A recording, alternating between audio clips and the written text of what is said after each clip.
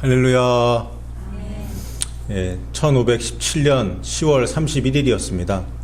로마 카톨릭 사제였던 마르틴 루터는 비텐베르크 대학교 교회 정문에 95개조 반박문을 붙였습니다. 그 반박문에서 루터는 정치와 종교 그를 비판했고, 또 교회의 면죄부 판매, 또 교황권 이런 것들을 비판했습니다. 또한 루터는 신약성경과 구약성경을 독일어로 번역을 해서 누구나 성경을 읽을 수 있게 그렇게 했습니다. 1517년 루터에 의해 시작된 이 종교개혁은 성경의 권위와 하나님의 은혜에 대한 믿음을 강조했던 개혁운동이었습니다. 여러분 많이 들어보셨던 종교개혁의 5대 강령이 있습니다. PPT 보여주세요. 첫째는 오직 그리스도예요. 인간은 스스로 구원받을 수 없으며 십자가에서 돌아가신 예수님의 은총에 힘입어서 구원받을 수 있다는 진리입니다. 둘째, 오직 성경입니다. 진리와 비진리를 구분하는 최종적인 권위는 성경에 있다, 이것을 뜻합니다. 성경만이 기독교 교리의 유일한 원천임을 종교개혁자들은 강조했습니다. 셋째, 오직 은혜입니다. 은혜로 구원받는 것이지 인간의 공로에 의해서 구원받는 것이 아님을 강조한 강령입니다. 그 당시 교회에서 구원받으려면 면죄부를 사야 한다, 그런 거짓말을 했기 때문에 그러한 인간의 행위에 의한 구원을 비판하기 위해 종교개혁자들은 이러한 진리를 외쳤습니다. 넷째, 오직 믿음입니다. 사실 종교개혁은 이 말 한마디로 요약될 수 있습니다. 또한 하박국을 인용한 로마서 1장 17절 오직 의인은 믿음으로 말미암아 살리라, 이 말씀이 종교개혁의 정신을 드러내는 그 말씀입니다. 하나님이 내리시는 은혜는 오직 믿음을 통해서 받을 수 있지 다른 어떤 것이 요구되지 않는다라는 것이 오직 믿음입니다. 마지막 다섯째, 오직 하나님께 영광이죠. 구원은 하나님이 시작하고 하나님이 완성하는 일이기 때문에 모든 영광을 하나님께서 받으신다, 그 내용입니다. 자, 여러분 지금까지 종교개혁에 대해서 살펴봤습니다. 마르틴 루터와 종교개혁자들의 노력과 용기, 그리고 그들의 개혁이 없었더라면 우리는 지금 신앙의 자유를 누리지 못할 겁니다. 그리고 진리를 깨닫지 못한 채 어둠 속에서 살고 있었을 겁니다. 여러분, 종교개혁이 왜 일어났어요? 로마 카톨릭 기존 교회가 타락하고 부패했으며 진리를 감추었기 때문입니다. 그 당시에 성경이 라틴어로 쓰여져 있었어요. 그래서 일반인들은 읽을 수가 없었습니다. 카톨릭 사제들만, 라틴어를 공부한 사람들만 읽을 수 있었습니다. 또한 성경의 권위보다 교황의 권위를 우위에 두는 그런 잘못을 저질렀죠. 그래서 종교개혁자들은 오직 성경이라는 이 강령을 외치며 성경 번역에 힘썼습니다. 그리고 오직 은혜, 오직 믿음은 왜 나온 거죠? 카톨릭 교회에서 면죄부를 팔았어요. 교회에서 면죄부를 팔면서 이렇게 얘기했습니다. 너희들과 또 지금 죽어서 연옥에 있는 가족들이 구원받고 천국 가려면 우리 교회에서 판매하는 이 면죄부를 사야 된다. 돈을 내고 사야 된다. 그러면 구원받는다. 이렇게 가르쳤습니다. 거짓말한 거죠. 신자들을 기만한 거죠. 신자들을 돈을 벌기 위한 수단으로 본 것입니다. 그래서 인간의 공로, 선행 또는 면죄부를 구입하는 행위, 이것으로는 천국에 들어갈 수 없다라는 것을 개혁자들이 외친 거예요. 하나님의 은혜로, 또한 예수님을 임금과 구세주로 모셔드림으로 구원받을 수 있다. 이 종교개혁 때 이 진리가 회복된 것입니다. 그러니까 사실 종교개혁은요, 진리회복 운동이었습니다. 정말 하나님이 인류에게 내려주신 은혜이자 선물이었습니다. 오직 예수, 오직 성경, 오직 은혜, 오직 믿음, 오직 하나님께 영광, 모두 성경적인 진리입니다. 모두 맞는 말입니다. 그런데 여러분, 종교개혁 이후에 500년이 지나면서 이 종교개혁의 정신과 강령이 변질되었어요. 카톨릭의 부정부패, 비진리에 대응하여 개혁을 일으켜서 탄생한 개신교회가 변질되었다, 이 말입니다. 타락했습니다. 개혁의 주체였던 개신교회가 이제는 개혁의 대상이 되어버렸어요. 목회자들의 신뢰도 떨어지고 또 신자들도 신뢰를 잃게 되었습니다. 첫째, 오직 그리스도, 오직 예수, 이게 어떻게 변질되었을까요? 예수님 외에는 구원이 없다라고 개혁자들은 외쳤는데 지금 전 세계 개신교에서는 WCC를 위시하여 세계 종교 단체들과 연합을 하고 있습니다. 종교 통합이 이루어지고 있습니다. 둘째, 오직 성경. 500년 동안 말씀하면서 말씀을 강조했어요. 그러면서 기독교가 걸어온 길이 무엇입니까? 성경 말씀을 강조하고 성경 말씀을 하나님의 말씀으로 받아들였습니다. 이것은 너무 잘한 것입니다. 진리가 회복된 것이에요. 그런데 잘못된 부분이 뭡니까? 정작 성경의 저자이신 성령님을 터부시한 거예요. 성령님의 역사와 성령님의 은사가 중단되었다고 하면서 진리의 영이신 성령님을 교회에서 몰아냈습니다. 셋째, 오직 은혜. 은혜로 구원받았다고 하면서 인간의 공로는 다 필요 없다라고 하면서 회개하지 않아도 구원받을 수 있다라는 이 구원파 이단의 교리가 교회 안에 침투했습니다. 넷째, 오직 믿음. 믿음만 있으면 구원받는다고 말하면서 이 진리가 어떻게 변질되었어요? 믿음에 따르는 행함이 없어도 괜찮다. 하나님은 용서의 하나님이시다. 죄 안 짓고 사는 사람이 어딨냐? 이렇게 말하면서 구원의 확신만 가지고 있으면 무조건 천국에 들어간다라고 하는 이단 사설이 교회 안에 만연하게 되었습니다. 마지막 다섯째, 오직 하나님께 영광. 오직 하나님께만 영광을 돌려야 하는 목회자들과 크리스찬들, 신자들은 자신에게 영광을 돌리며 하나님의 영광을 가로채는 이 엄청난 죄악을 저지르고 있습니다. 사랑하는 여러분, 제가 조금 비판적으로 이야기했지만 그래서 지금 그리스도의 몸된 교회들에게는 그리고 크리스찬들에게는 제2의 종교개혁이 필요합니다. 1517년 종교개혁의 중심이 된 말씀이 로마서 1장 17절 말씀이었다면 제2의 종교개혁의 중심이 되는 말씀은 로마서 2장 13절 말씀입니다. 먼저 로마서 1장 17절을 우리 다시 한번 같이 읽어보겠습니다. 시작. 복음에는 하나님의 의가 나타나서 믿음으로 믿음에 이르게 하나니 기록된 바 오직 의인은 믿음으로 말미암아 살리라 함과 같으니라. 아멘. 여기 보시면 기록되어 있다, 기록된 바 이렇게 나오죠. 기록되어 있다라고 나오는데 어디에 기록되어 있는 거예요? 구약 성경 하박국 2장에 기록된 말씀입니다. 어떻게 나와 있냐? 의인은 믿음으로 살리라 이렇게 나와 있어요. 그 하박국 선지자의 말을 인용해서 바울이 로마서 1장에서 이렇게 적은 겁니다. 헬라어 원어를 봐도 그리고 또 영어를 봐도 여기 나와 있는 한글 성경에 나와 있는 오직이라는 단어가 안 나와요. 오직이 안 나와요. 오직이라는 것은 한글 번역, 성경을 번역하면서 붙여넣은 말입니다. 그런데 이 오직이라는 말 때문에 종교개혁 이후에 한국교회에 어떤 오해가 생겼습니까? 오직 믿음, 이것만을 강조하다 보니까 천국 가려면 믿음만 있으면 된다. 믿음에 따르는 행위도 필요 없다. 우리는 행위로 구원받는 것이 아니다. 믿음으로 구원받는 것이다. 라는 이런 가르침이 나온 겁니다. 왜요? 여기 나와 있는 오직 믿음 때문에요. 오직 믿음 좋은 말이죠. 진리 맞습니다. 예수님을 믿는 것, 예수님을 임금과 구세주로 영접하면 구원받는다는 것, 이 진리 맞습니다. 하지만 하나 놓친 것이 있어요. 믿음에 따르는 행위, 믿음을 증명하는 행함이 있어야 진짜 구원받는 것이죠. 제가 담임 목사가 된 이후에 1년 3개월 동안 설교 시간에 강조한 것이 있습니다. 그것이 뭡니까? 그것이 바로 행함입니다. 야고보서 2장 26절에 영혼 없는 몸이 죽은 것 같이 행함이 없는 믿음은 죽은 것이니라. 그리고 거의 제가 한 달에 한 번꼴로 강조했던 말씀이 있어요. 마태복음 7장 21절 말씀.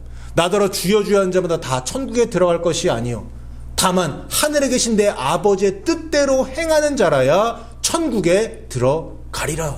예수님의 이 말씀입니다.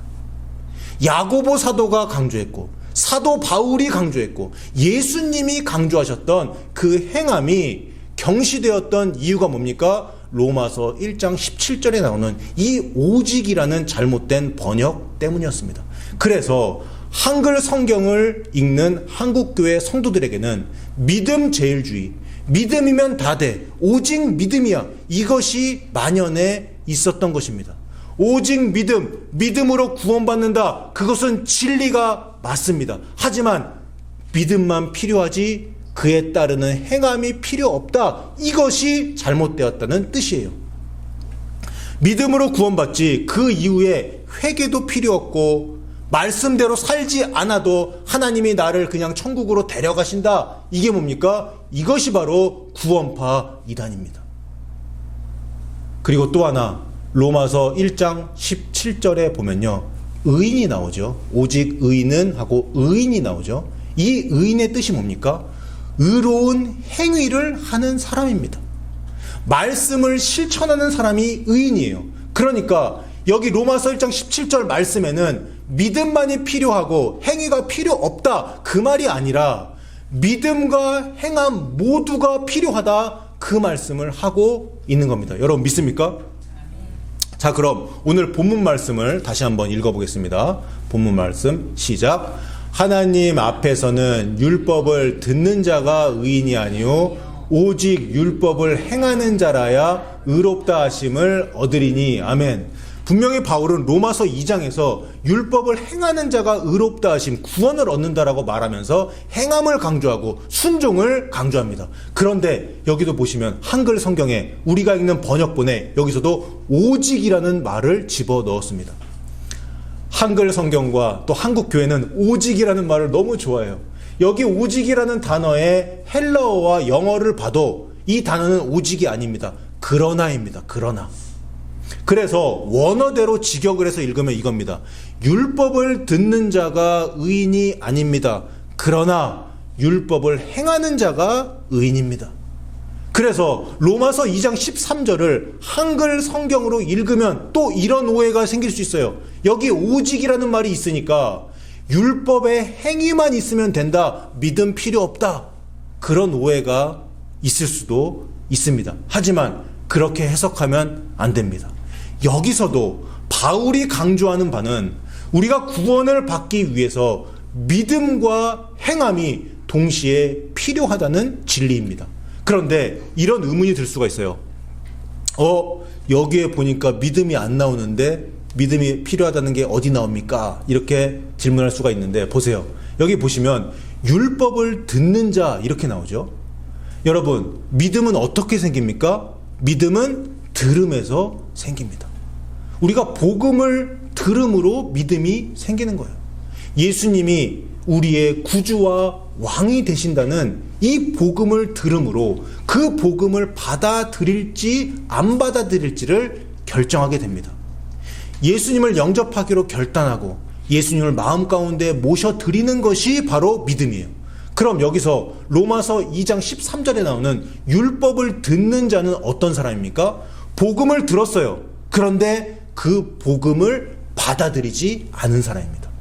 그 사람은 믿음이 있는 사람인가요? 아니에요. 믿음이 없는 사람이에요.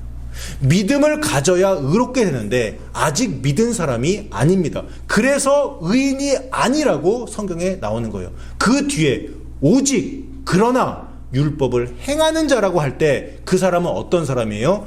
율법을 듣고, 즉 복음을 듣고 복음이신 예수님을 영접하고 예수님이 말씀하신 그 말씀을 따라 사는 사람, 율법을 행하는 사람입니다. 그 사람이 구원받습니다. 여러분 믿습니까? 이제 정리를 하겠습니다. 다음 표 보여주세요. 1517년 종교개혁은 오직 믿음입니다. 로마서 1장 17절, 오직 의인은 믿음으로 말미암아 살리라. 이 종교개혁을 통해서 개신교 역사가 시작되었고 진리가 회복되었습니다. 그러나 카톨릭이 타락했던 것처럼 개신교도 같은 전철을 밟게 되었습니다. 마귀는요, 진리를 훼손시키려고 500년 동안 안간힘을 써왔습니다. 그리고 마지막 때 이 미혹의 때가 이미 도래했습니다. 그래서 우리에겐 이제 제2의 종교개혁이 필요합니다. 이것은 오직 믿음이 아니라 오직 행함이에요. 로마서 2장 13절 오직 율법을 행하는 자라야 의롭다 하심을 얻는다. 이것을 강조하고 싶습니다. 다음 표를 보여주세요. 여기 보시면 종교개혁의 5대 강령이 나오지요. 오직 예수, 오직 성경, 오직 은혜, 오직 믿음, 오직 하나님께 영광. 제2의 종교개혁의 강령도 여기 써 놓았습니다. 첫 번째, 오직 예수와 오직 하나님께 영광은 똑같습니다. 이것은 그대로 가도 좋습니다. 바뀌는 부분, 강조점은 이 가운데 세 가지입니다. 오직 성령, 오직 회개, 오직 행함이에요. 이제 오직 성령이 강조돼야 돼요. 이제는 오직 회개를 강조해야 합니다. 이제는 오직 행함을 외쳐야 합니다. 전 세계에 흩어져 있는 신실한 예수님의 제자들에 의해서 제2의 종교개혁이 일어나야 합니다. 그래야 삽니다. 그래야 우리 주님이 다시 오시는 그날 들림받을 수 있습니다. 그럼 제2의 종교개혁의 강령들을 하나하나 살펴보는 시간을 갖겠습니다. 첫 번째 강령은 오직 예수입니다. 1517년 종교개혁 때는 오직 그리스도라고 했는데 저는 예수라는 이 예수님의 이름을 붙이는 것이 더 맞다고 생각합니다. 왜냐하면 이제 마지막 때는 적그리스도가 자신이 하나님으로부터 기름 부음을 받은 자, 자신이 그리스도라고 할 것이기 때문이에요. 그는 그리스도를 참칭하고 나올 겁니다. 그리고 적그리스도는 전 세계 모든 종교인들의 지지를 얻게 될 것인데 특히 기독교, 개신교의 전폭적인 지지를 얻게 될 것입니다. 왜 이런 현상이 일어날까요? 사람들, 특별히 기독교인들의 눈이 가려져 있기 때문이에요. 적그리스도를 몰라보기 때문입니다. 오직 예수, 이것은 1517년 종교개혁 때나 제2의 종교개혁 때나 가장 근본적이고 중요한 강령이 될 것입니다. 요한복음 14장 6절에 나온 대로 예수님만이 길이요 진리요 생명이라는 이 성경 말씀을 가슴판에 새기시고 이 말씀을 실천하시기를 간절히 바랍니다. 그러면 종교 통합이라든지 다른 신들을 통해 구원을 받는다는 이단 사설에 흔들리지 아니하고 미혹되지 아니하며 끝까지 예수님을 따를 수 있을 겁니다. 두 번째 강령을 보겠습니다. 두 번째 강령은 오직 성령입니다. 오직 성경 대신 오직 성령을 말한다고 해서 제가 성경의 권위를 부정하는 것이 절대로 아닙니다. 성경은 제1의 절대적인 하나님의 계시의 말씀입니다. 맞습니다.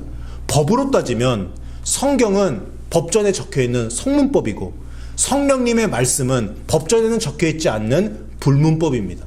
성문법 체계에서는 성문법이 불문법에 우선하게 됩니다. 그래서 성령님의 음성 또한 성경 말씀과 일치되는지 그것으로 분별을 해야 합니다. 그런데 문제는 현재 많은 기독교인들과 많은 사람들이 이 성령님의 은사, 성령님의 역사를 외면하고 있다는 겁니다. 사실 성경의 저자가 누굽니까? 성경의 저자는 성령님이세요. 사람을 통해 적었지만 결국에는 성령님을 통해서 그 사람이 적은 것입니다. 그래서 성경을 해석할 때도 반드시 성령님의 조명을 받아야 하는 겁니다. 그래야 정확하게 성경을 해석할 수 있습니다. 성령님께서 지금도 살아서 우리에게 친히 말씀해 주신다는 것을 믿고 그것을 경험해야 합니다. 이러한 성령님의 역사들이 우리 교회 안에서 일어나야 마지막 때에 많은 사람들이 구원받고 천국 갈 수 있는 겁니다. 왜 그렇습니까? 휴거 신부로 단장시켜 주실 수 있는 유일한 분이 성령님이시기 때문입니다. 세 번째 강령 보겠습니다. 세 번째 강령은 회개입니다. 오직 회개. 마가복음 1장 15절 말씀 우리 함께 읽어볼까요? 시작. 이르시되 때가 찼고 하나님의 나라가 가까이 왔으니 회개하고 복음을 믿으라 하시더라. 아멘. 이게 어떤 말씀입니까? 예수님이 공생애를 시작하시면서 가장 처음 하셨던 말씀입니다. 예수님도 회개를 강조하셨어요. 은혜 위에 은혜이신 예수님이 회개를요 너무너무 강조하셨어요. 우리가 은혜로 구원받는 건 맞습니다. 그동안 저는 설교를 통해서 예수님이 이 땅에 성육신하신 것이 1차 은혜이고, 예수님이 십자가에 달려 돌아가심으로 인류에게 구원의 길을 열어주신 것이 2차 은혜이고, 성령님과 동행하는 단계에 들어가는 것이 3차 은혜라고 여러 번 말씀을 드렸습니다. 은혜 너무너무 중요합니다. 인간의 공로로 구원받을 수 없어요. 예수님의 피공로 의지해서 우리가 그분을 영접함으로 구원받는 거예요. 그런데 독일의 위대한 신학자 보네퍼가 말한 것처럼 이 은혜가 너무 값싼 은혜가 돼버렸어요. 나 은혜로 구원받았어. 예수님 믿기만 하면 구원받았으니 나 이제 절대로 버림받지 않아.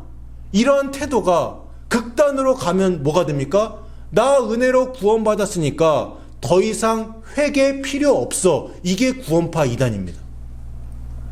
회개를 강조하면 어떤 잘못된 사람들은 너 율법주의 이단이다 이렇게 비난합니다. 여러분, 회개는요 구원의 기초예요. 제 말이 아니라 예수님의 말씀입니다. 회개하지 않으면 절대로 천국에 못 들어갑니다. 회개는 믿음 플러스 행함이에요. 마음의 변화가 일어나서 삶의 방향을 전환하겠다, 이 결단이 회개의 믿음 측면이고, 실제로 죄를 끊어버리고 그리고 하나님을 향해 계속 걸어가는 것이 회개의 행함 측면입니다. 여러분, 회개해야 합니다. 습관적인 죄가 있다면 끊어버려야 합니다. 아무리 신앙생활을 오래 하고 아무리 직분이 있고 아무리 사람들에게 인정을 받는다고 하더라도 오늘 회개하지 않은 채 죽으면 그 사람은 천국에 못 들어갑니다. 이것이 천국 법입니다. 그래서 강단에서도 회개의 메시지가 이제 다시 살아나야 합니다. 그것이 제2의 종교 개혁이에요. 인류 역사를 통틀어서 부흥의 운동, 부흥의 역사는 회개 운동이었어요. 회개할 때, 회개 역사가 일어날 때 부흥이 함께 일어났습니다. 지금 오늘 주님 오시기 전, 주님이 기회를 주셨을 때 회개하시는 여러분 되시기를 주님의 이름으로 축원합니다. 네 번째 제2의 종교개혁의 강령은 오직 행함입니다. 누가복음 6장 46절을 함께 읽겠습니다. 시작. 너희는 나를 불러 주여 주여 하면서도 어찌하여 내가 말하는 것을 행하지 아니하느냐. 아멘. 마태복음 7장 21절의 말씀이 누가복음에서는 이렇게 나와 있죠. 예수님이 지금 탄식을 하는 거예요. 나를 주님 주님 그렇게 부르면서 왜 주인의 말, 내 말을 실천하지 않느냐. 그 말씀입니다. 주인이라고 부르는 것은 뭡니까? 자신이 주님의 종이라고 인정하는 거죠. 종은 주인의 말에 절대적으로 순종해야 되죠. 그런데 순종 안 한다는 거예요. 지금 한국교회, 또 미국 한인교회, 또 세계 여러 교회의 현실이 비슷합니다. 주여 주여 수많은 크리스찬들이 예수님을 주인이라고 부르는데, 주인이라고 믿는데 행함이 없는 거예요. 그래서 위선자가 되고 천국에 못 들어가면. 사랑하는 여러분, 제2의 종교개혁의 핵심은 행함입니다. 행함을 강조한다고 그 믿음을 무시하는 것이 아니에요. 진짜 믿음이 있다면 그 행함으로 믿음을 증명하라는 예수님의 말씀입니다. 마지막 5번째 보겠습니다. 마지막 5번째 강령은 오직 하나님께 영광입니다. 1517년 종교개혁 때와 똑같습니다. 이것은 우리 인생의 목적입니다. 예수님께서도 우리에게 기도를 가르쳐 주시면서 마지막에 이렇게 고백하라고 하셨죠. 나라와 권세와 영광이 아버지께 영원히 있사옵나이다. 예수님의 인생은요, 모두 하나님 아버지께 영광 돌리는 인생이었어요. 하나님께서는 그 아들의 인생을 영광으로 받으셨습니다. 그런데 지금 한국교회를 돌아보세요. 그리고 지금 크리스찬들과 우리 자신의 모습을 한번 돌아보시기 바랍니다. 혹시 입으로는 하나님께 영광을 돌린다고 하지만 실제로는 그렇게 못하는 부분이 있지 않습니까? 하나님을 높이느냐 아니면 자신을 높이느냐, 하나님께 헌신하느냐 아니면 자신의 욕심을 채우느냐, 이 양자택일의 문제입니다. 하나님을 사랑해서 하나님을 위해 사느냐 아니면 자신을 사랑해서 자신을 위해 사느냐, 그 양자택일의 문제예요. 여러분, 주님 오실 날이 멀지 않았어요. 정신 똑바로 차리고 늘 깨어 있어야 합니다. 여러분, 단 하루를 살더라도 하나님의 영광을 위한 삶, 즉 하나님의 말씀에 순종하는 삶을 사시기 바랍니다. 하나님께 영광을 돌리는 그 단 하루의 삶이 여러분을 천국으로 인도할 겁니다. 여러분은 제2의 종교개혁의 주역이 되어야 합니다. 그것이 우리 교회와 여러분들의 사명입니다. 여러분들의 삶의 자리에서 오직 예수, 오직 성령, 오직 회개, 오직 행함, 오직 하나님께 영광이라는 이 모토를 마음 가운데 품고 작은 예수로 살아가셔서 하나님께 영광 돌리고 하늘에서 큰 자가 되는 저 여러분 되시기를 주님의 이름으로 축원합니다.